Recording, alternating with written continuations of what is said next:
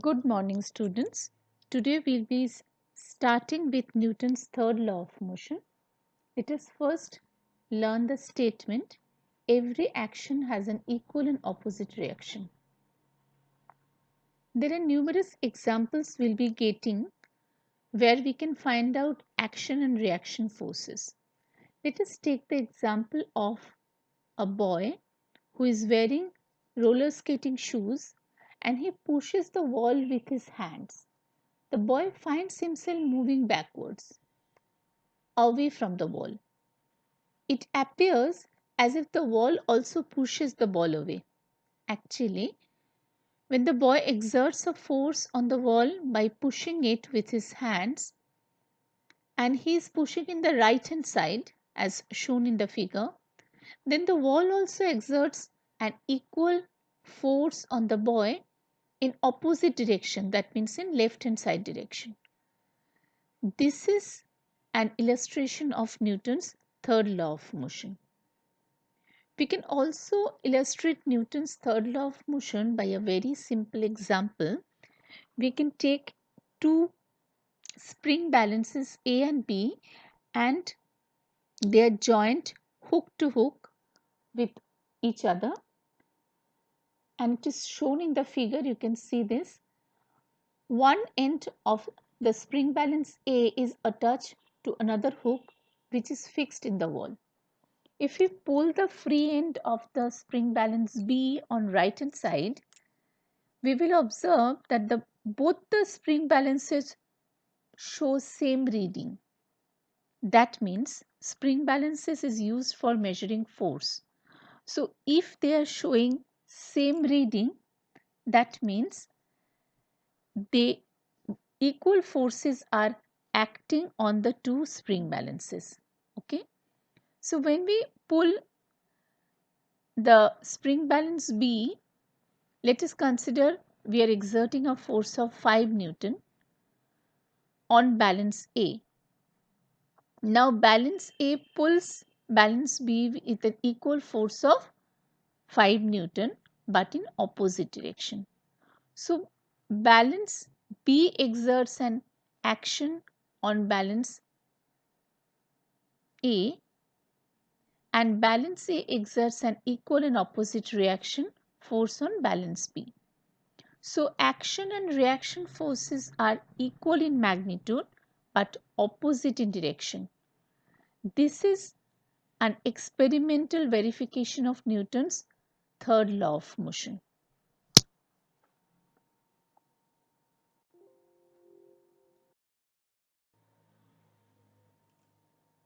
We know that if two equal forces act on a certain object in opposite direction, the forces are balanced and no motion is produced by it.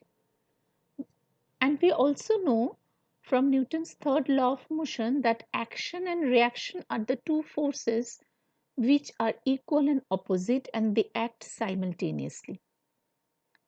But still, motion is seen in both the objects. Explain with an example from our daily life. Two equal and opposite forces, when they act on a single object, they cancel each other's effect and they cannot produce any motion because the forces are balanced.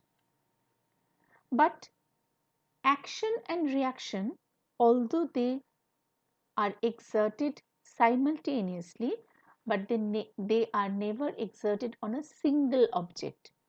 Always they are exerted on two different objects. Let us take the example of a boatman. He is always pushing the water with his oar in backward direction as it is shown in the figure. So he is exerting a force on water and that is an action force. According to Newton's third law of motion, an equal and opposite reaction force is exerted by the water on the oar and the boat. So the water is pushed backwards and the boat is pushed in the forward direction. So Although action and reaction were acting simultaneously, they are acting on two different objects, water and boat. So we can see movement of both here. So we must note down few points here about Newton's third law of motion. Action and reaction are the forces which are equal and opposite. Action and reaction always act simultaneously. Action and reaction act on two different bodies.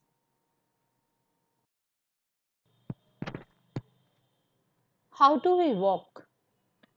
When we walk on the ground, then foot pushes the ground with a force which is known as action, and in return the ground pushes our foot in forward direction with a force which is equal in magnitude but opposite in direction.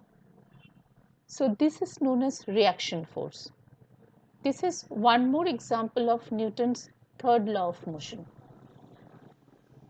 Obviously, along with this is associated a question, that is, why is it difficult to walk on a slippery road? It is difficult to walk on a slippery road or if there is all ice, because on slippery road friction is very less. So we cannot exert a backward action force on slippery road or on ice which will produce a forward reaction force to us so that we can move forward. How do we swim? A swimmer pushes the water backwards, which is the action force, with his hands and feet to move in the forward direction. According to Newton's third law of motion, an equal and opposite reaction force is exerted by water on the swimmer, which pushes him in the forward direction. Now, action and reaction are two equal and opposite forces. Do they produce equal acceleration on which they act? If the masses of the two bodies are different, then the acceleration of the two bodies will also be different. Why is it so? Because we know that action and reaction are the two opposite and equal forces. Magnitude are equal. And we know that magnitude of force is calculated by the formula force is equal to mass into acceleration. So mass of first body m1 into acceleration of first body a1, if we multiply them we are getting m1 a1, and that must be equal to m2 a2, that is the mass of second body and acceleration of second body. The acceleration produced will be more in a body having less mass, whereas the acceleration produced will be less in a body having more mass, because the product has to be same.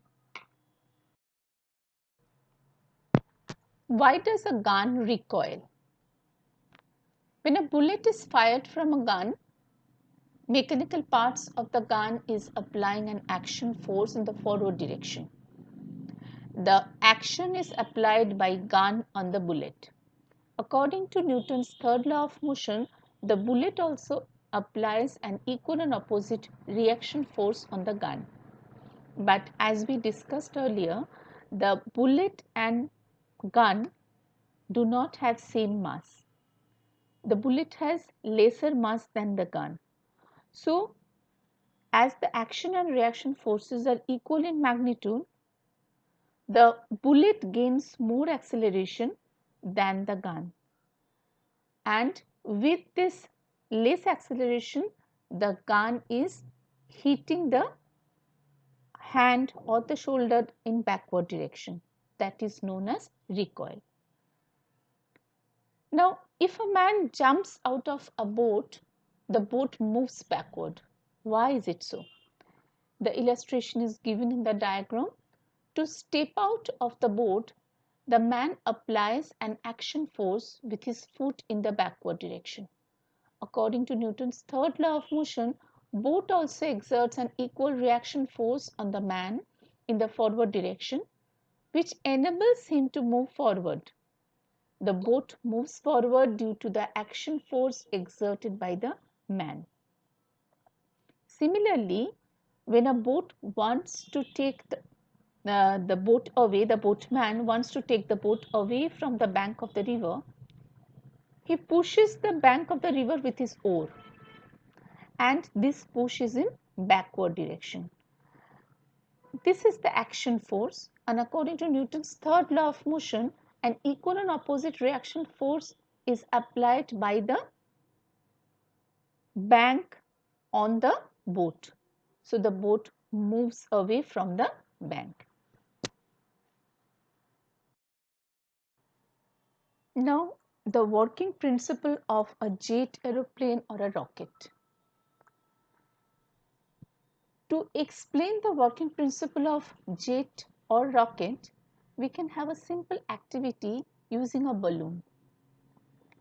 Now, we are taking a balloon and we are filling it with compressed air, and the mouth is untied and the gas is released on the right hand side. It is observed that the balloon moves very fast in left hand direction. This means the balloon flies off in the opposite direction to the escaping air. Balloon applies an action force on the escaping air, and according to Newton's third law of motion, the air applies an equal and opposite reaction force on the balloon. The jet plane works on the same principle. In the jet aircraft, the hot gases obtained by rapid burning of fuel rushes out a very narrow nozzle at the rear end with a very high speed, and this is the action force exerted by the mechanical parts of the jet. According to Newton's third law of motion, the ejected hot gases also exerts an equal and opposite reaction force on the jet in forward direction. Rocket also uses the same principle for its propagation and propelling also. Now, a very pertinent question in this regard is, a rocket can propel itself in vacuum where there is nothing available, there is no objects available. Can a rocket propel there? Now, we have a misconception here that the rocket is applying an action force on ground, and according to Newton's third law, ground is applying a reaction force on rocket, which is not right. In a rocket, the hot gases produced by the rapid burning of fuel rush out of a very narrow orifice at the bottom of the rocket, and it moves out with a very high speed. The rocket applies an action force on the hot gases. According to Newton's third law of motion, the outgoing gases applies an equal and opposite reaction force on the rocket. So a rocket propel very well in evacuated space or vacuum.